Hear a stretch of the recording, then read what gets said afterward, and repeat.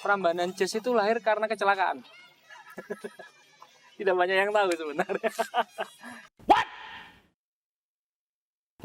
Jadi awal mulanya itu ya kira-kira bulan Mei Juni itu kita diminta oleh salah satu hotel bintang 5 di Jogja itu untuk bikin sebuah acara. Kemudian saya usulkan ada sebuah festival musik jazz.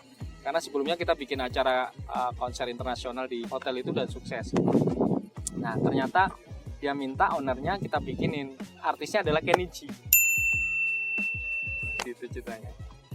Udah setuju kontrak, kita bayar artisnya dan di-announce tuh sama artisnya di websitenya. Waktu itu kita bikin namanya Tentrem Jazz. Karena di hotel Tentrem. Jadi namanya keren. Logonya udah jadi, semua udah jadi. Jadi Tentrem Jazz. Tagline-nya jazz iku tentrem. Kan keren kan gitu. Artis sudah kita bayar, Kenny G udah announce, tiba-tiba dengan berbagai pertimbangan kontrak ini di drop. Kita batal lah istilahnya dengan tentrem. Kita paham lah alasannya apa gitu. Karena bikin konser musik itu kan memang harus punya jantungnya 7 kan.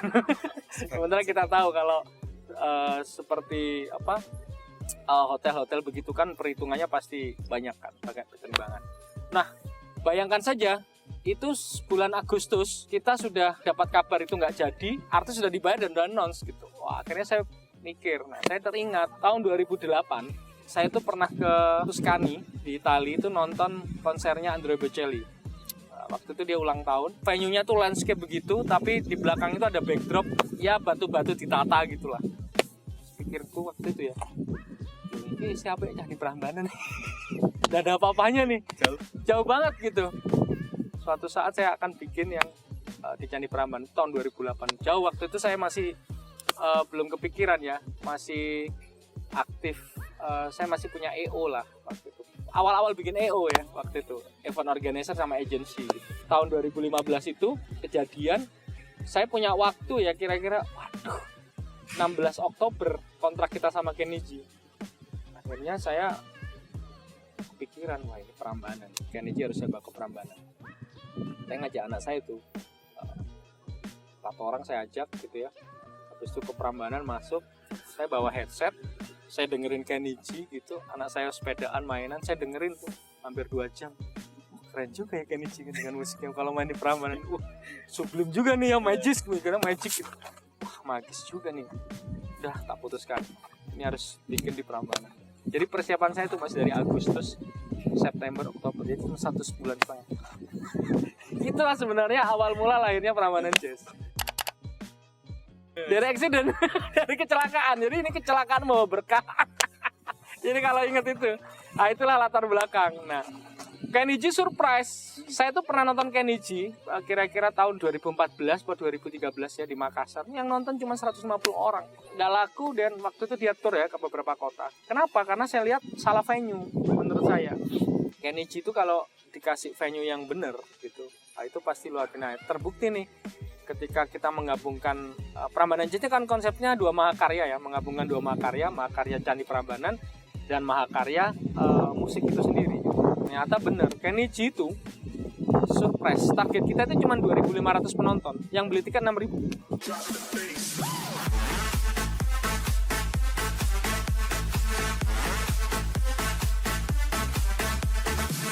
Kontrak Kenny G itu cuma 1,5 jam, dia main 3 jam. Jadi dia tuh kaget loh, kok yang nonton saya banyak banget gitu ya. Dia kaget tuh. Akhirnya ada beberapa accident saat itu, dia pengen main lebih cepat karena ngerasa wah euforianya kok orangnya banyak banget. Dia takut kalau semakin malam mood penonton semakin hilang, padahal dia lupa orang datang tuh untuk nonton dia gitu. Itu sempat kita agak berantem tuh sama manajemennya Kenny G karena dia minta dimajukan jadwal. Nah waktu itu ada artis Indonesia nya, ada Tompi, ada Raisana, itu agak bete juga. Untungnya saya deket sama Tompi, jadinya dia juga cuman gerutung-gerutung gitu. Itu kalau saya nggak teket udah marah-marah tuh pasti. Nah itulah, kayak gitu latar belakangnya sebenarnya. Tahun ini kita memang dipaksa ya harus mengadaptasi kondisi yang ada gitu, saya pikir. Dan bagi kami, bagi teman-teman Prambanan Jazz Festival, kita tidak boleh menyerah. Kita memang menolak mati gitu.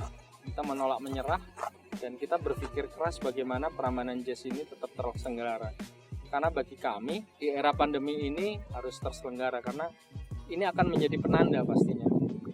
Karena ketika nanti pandemi ini selesai, saya membayangkan 10 tahun lagi itu akan menjadi keren gitu.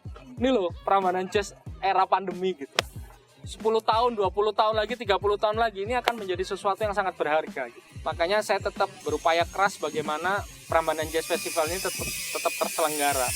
Tahun 2020 kita juga terselenggara dengan virtual gitu. Waktu itu yang nonton hampir 50.000 orang. Kita juga surprise gitu. Online tapi yang nonton 50.000. Dan waktu itu kita live.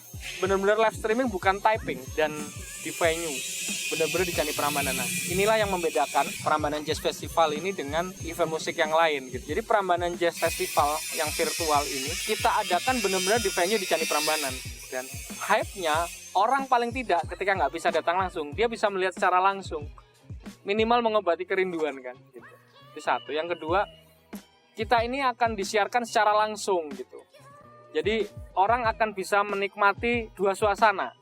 Suasana sore ketika matahari terbenam, senja gitu, sama malam.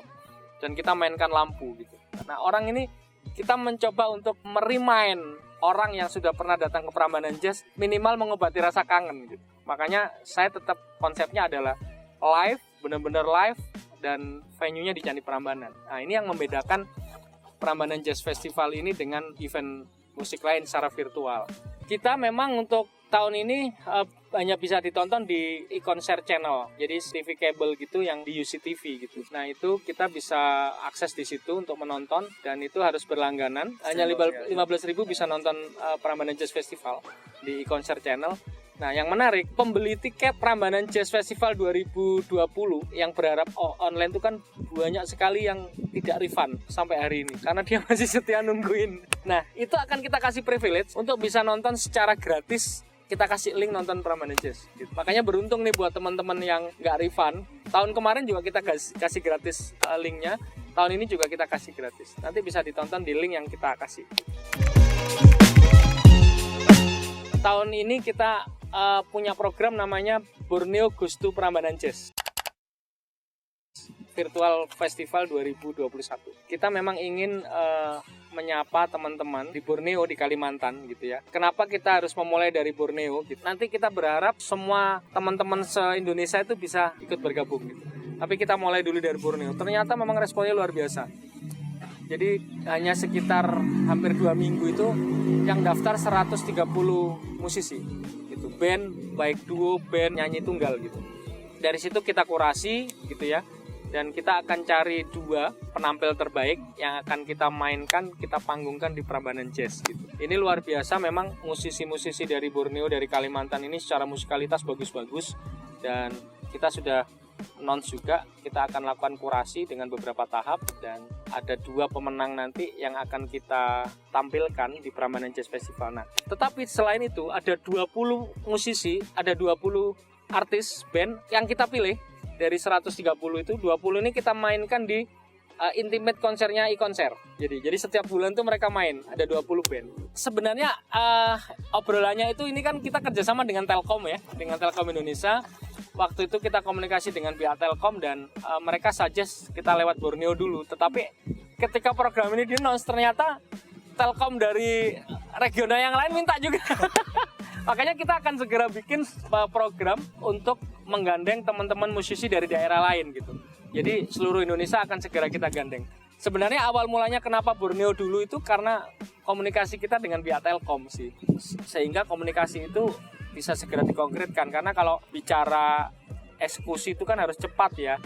Kalau bicaranya birokrasinya terlalu lama, saya khawatir nggak kejadian. Makanya kita mulai dulu deh sebagai trigger gitu Borneo. Ternyata begitu kita announce program ini mendapat sambutan luar biasa, viral, dan akhirnya regional-regional yang lain dari Telkom meminta untuk bikinkan program. Nah, akhirnya kita juga berpikiran, kita kan punya Jogjakarta Festival ya. Nah, kita nanti teman-teman musisi band rock dari beberapa daerah bisa nih kita ajak untuk kolaborasi dan audisi untuk kita mainkan di Yogyakarta Festival. Jadi memang konser itu DNA-nya kan datang langsung, tidak bisa dipungkiri ya. DNA itu harus datang langsung, atmosfernya berinteraksi, human interest yang terjadi gitu ya. Kemudian karena ini akan memunculkan banyak sekali efek gitu. Nah, DNA ini nggak bisa dilawan gitu. Tetapi kenapa Prambanan Jazz Festival yang bersifat virtual ini masih harus ditonton? Karena ini memang something different yang kita hadirkan. Kita ini menghadirkan Prambanan Jazz itu langsung dari venue-nya gitu. Jadi nggak kaleng-kaleng maksudnya. Nah, minimal ini menjadi sebagai penyembuh kangen teman-teman belum bisa datang secara langsung gitu. Nah, makanya ini yang kita kuatkan, konsep ini tetap kita jaga supaya Prambanan Jazz virtual ini artis tetap datang. Jadi sebenarnya semi hybrid gitu. Artis datang, itu artis nasional, artis Jogja yang kita mainkan dari Borneo, mereka datang semua di situ. Dan semuanya tentu saja mengikuti prokes ya, sudah divaksin semua dan harus PCR, baik itu artis, krunya, musisinya, dari promotornya, dari kru vendor, semuanya harus mengikuti prokes gitu. Itu sih pembedanya, makanya tetap harus nonton. Saya ini termasuk orang yang dibesarkan di buku. Jadi dunia saya itu memang dari kecil, dari muda itu adalah dunia literasi. Karena saya sejak kuliah sudah suka nulis. SMA juga udah bikin mading, bikin majalah sekolah, majalah kampus saya itu ya di Yogyakarta 1. Kemudian kuliah saya bergabung dengan majalah kampus Persma, Ekspresi. Kemudian tahun 96 ya saya gabung itu, sehingga saya tidak jauh-jauh dari dunia buku gitu. Karena saat itu saya sudah nulis setiap minggu itu nulis resensi buku ya, kalau ingat di Bernas. Kemudian di KR itu honorarium itu 25.000 kalau nulis resensi buku. Untuk menulis resensi kan harus beli buku, makanya saya juga nulis opini di beberapa artikel di beberapa media, termasuk di KR, kemudian di Solo Post, beberapa koran nasional, dan itu honorariumnya lumayan gede. Nah, itu bisa buat hidup tuh, dan bisa buat beli buku, bisa buat beli kaset gitu. Nah, hobi saya kan saat itu memang nonton konser. Saya ini termasuk pemburu konser musik ya dari dulu. Kemudian dunia itu berjalan. Nah, tahun 99 saya ini sudah jadi wartawan profesional. Jadi masih semester berapa itu? 6 ya. Dari 96 saya masuk, 99 itu saya semester 7 lah. Saya sudah jadi wartawan profesional di sebuah media ya, di media nasional gitu. Dan mungkin kayaknya baru saya itu di kampus itu yang masih mahasiswa tapi sudah jadi wartawan profesional, sudah punya kartu pers.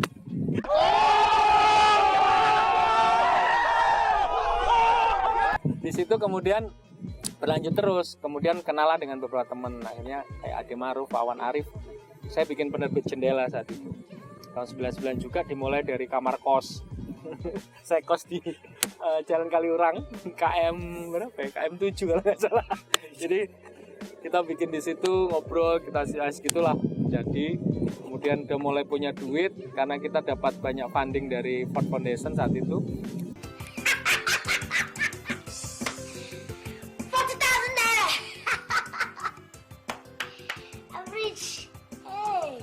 Kita sewa kantor di Kutu Wates di Jalan Magelang. Ya itulah, akhirnya kita berkembang. Mungkin sudah ratusan buku udah kita terbitkan ya, dari mulai Jendela, kemudian saya bikin pustaka sufi sendiri di luar sama Ade Maruf. Kemudian ekosistem buku ini nggak bagus saat itu, menurut saya paling buruk gitu, sehingga saya memutuskan untuk keluar dari kutukan. Jadi saat itu di dunia buku itu, di dunia penerbit itu kutukan. Nah, maka saya memutuskan untuk keluar dari kutukan. 2004 saya bangkrut dari dunia buku. Betul-betul bangkrut karena ekosistemnya buruk banget. Saya punya utang banyak banget saat itu.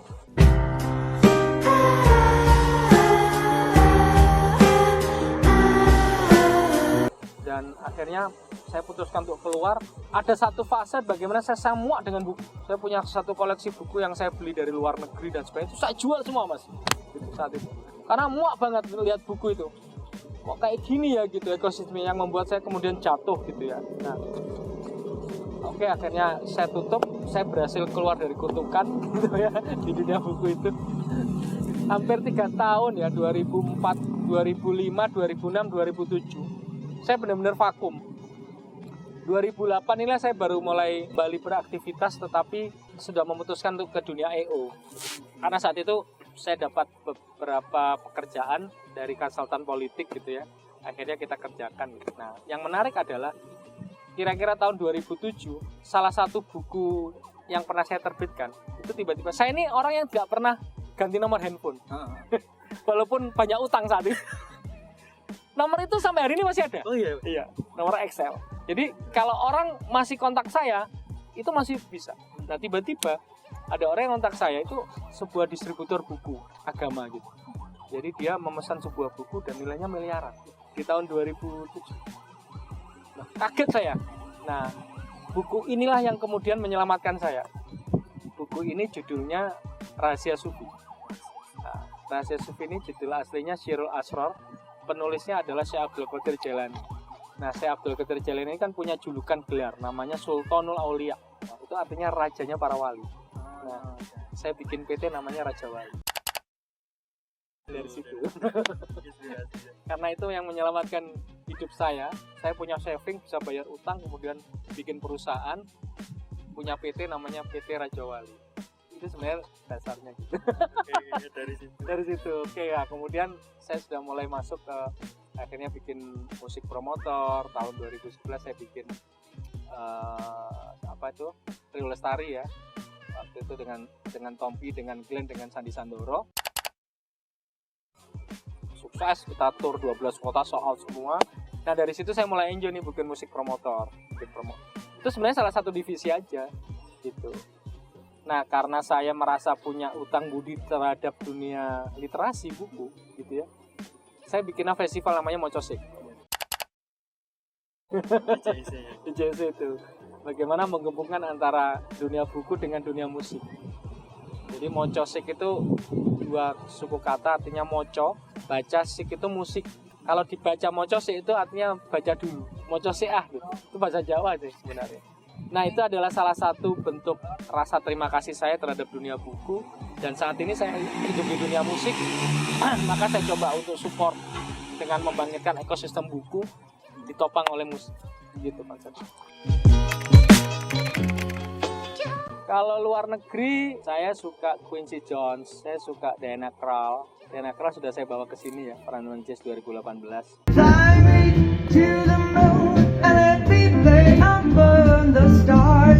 Satu lagi cita-cita saya, musisi jazz yang pengen saya bawa ke sini itu adalah Norah Jones, kemudian Jamie Cullum. Itu bagi saya menjadi sesuatu yang sangat wajib, itu suatu saat kalau kita masih diberikan waktu gitu ya, bisa bawa, itu adalah salah satu musisi-musisi jazz yang pengen saya bawa ke Indonesia gitu. Kalau dalam negeri ya Indra Lesmana gitu ya, itu saya benar-benar sangat hormat dan kagum dengan karya-karya beliau ya, untuk musisi jazz gitu. Kemudian artis musisi jazz cewek, saya Monita Tahelea, itu saya suka banget tuh anak itu. Menurut saya dia menjadi pendatang baru musik jazz yang multi talent ya, keren. Kalau yang pendatang baru banget, Ardhito ya. Ardhito itu saya suka banget dan keren menurut saya, anak itu. Anak muda yang keren dan cerdas, jenius lah.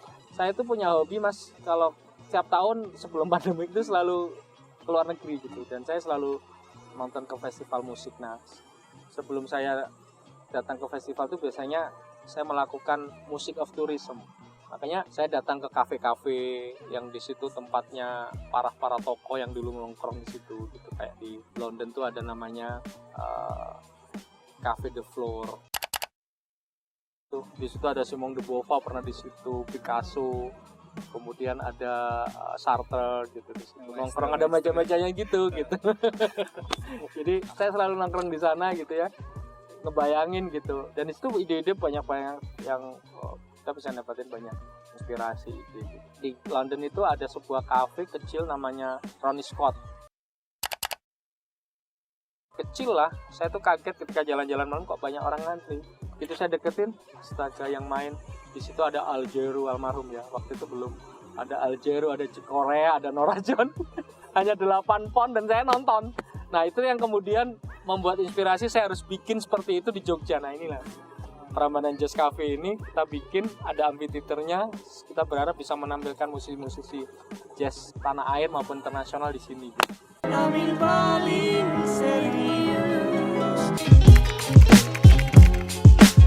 Ya sekarang lebih santai ya pasti, karena saya ini kan hidup di ekosistem musik yang memang membutuhkan kreativitas gitu ya, dan kebanyakan industri di musik ini kan isinya orang-orang profesional gitu. Jadi membedakannya saya menjalani bisnis industri ini lebih santai karena memang ini hobi juga, karena saya ini kan pemburu konser ya gitu. Jadi ketika saya bikin sesuatu yang saya bikin dan itu adalah hobi, itu memang menjadi sesuatu yang lain karena hadir dari passion gitu, dari hati. Saya tuh membuat festival musik itu seperti membesarkan anak kandung sebenarnya. Pelan-pelan, dengan hati, jangan sampai ceklek, jangan sampai jatuh, jangan sampai gitu. Jadi membesarkan produk seperti festival musik Prambanan Jazz itu ya seperti membesarkan anak kandung sendiri gitu. Penuh kehati-hatian gitu. Yang membedakan saya ya, kalau dulu ya zaman masih di dunia buku itu ya stres. Nulis puisi itu biasanya lebih mudah kalau nggak patah hati jatuh cinta. Nah, problemnya saya sedang tidak dua-duanya. Jatuh cinta tetap sama orang yang sama, pada istri. Jatuh hati boleh sama yang lain. Nah, masalahnya sedang tidak saat itu, tidak ada itu.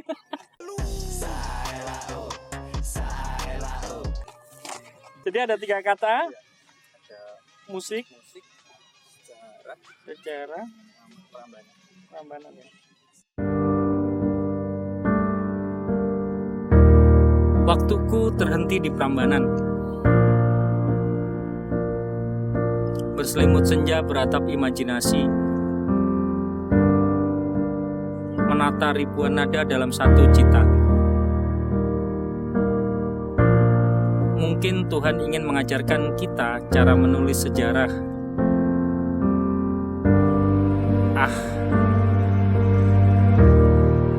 Tak perlu mengingkari takdir dengan menyatakan cintaku cuma kamu. Berteduh di atas rerata alunan musik yang tercipta. Ini menulis puisi tanpa jatuh hati. Silakan dinilai. Kalau ngomongin soal apa yang harus diharapkan dalam kondisi seperti ini sih, kita jadi sedih gitu. Tapi sekaligus memang ini harus dilakukan gitu, karena saya punya harapan bahwa Prambanan Jazz Festival ini, tentu saja kita berharap pandemi ini segera selesai sehingga kita bisa melakukan aktivitas normal seperti dulu kembali, karena Prambanan Jazz Festival ini bisa memberikan sumbangsi yang cukup besar bagi negeri ini, utamanya di Jogja maupun Jawa Tengah gitu ya. Karena dengan adanya Prambanan Jazz Festival maka banyak sekali efek-efek domino yang terjadi, baik dari sisi bisnis dengan masyarakat gitu ya, branding gitu, ataupun sebagai diplomasi budaya. Karena cita-cita saya memang bagaimana Prambanan Jazz ini bisa menjadi diplomasi budaya di tingkat internasional. Alhamdulillah banyak artis besar yang kemudian sudah main di Prambanan, dan akhirnya ini GTM, Getak Tular Marketing, banyak artis-artis dunia yang pengen main di Candi Prambanan. Dan ini kita syukuri. Dan saya berharap kondisi ini segera pulih dan kita bisa beraktivitas kembali, ekosistem festival musik bisa berjalan seperti sedia kala, sehingga teman-teman bisa bekerja kembali, teman-teman musisi, teman-teman kru, teman-teman vendor, semua stakeholder yang terlibat bisa saling support seperti itu. Dan pesan saya memang buat teman-teman bagian festival ya, ini kondisi yang memang terjadi faktual dan harus kita hadapi, dan tentu saja kata-kata tidak menyerah itu memang terkesan klise, tapi memang itu yang memang harus kita lakukan. dalam kondisi seperti ini kita tidak boleh menyerah, kita harus adaptif, kita harus kreatif, kita harus melakukan banyak terobosan, dan yang penting harus banyak berkolaborasi, tidak berkompetisi. Bagi saya, konsep paling penting dari kondisi seperti ini adalah kita berkolaborasi dengan berbagai pihak, stakeholder maupun teman-teman yang lain, dan pegiat festival maupun konser musik maupun event-event yang lain. Jadi sudah tidak saatnya lagi kita melakukan kompetisi, tapi ini adalah era kolaborasi. Saya Anas Harul Alimi, founder dari Raja Wali Indonesia dan CEO Prambanan Jazz Festival. See you on Jogja City of Festival. Let's create and collaborate.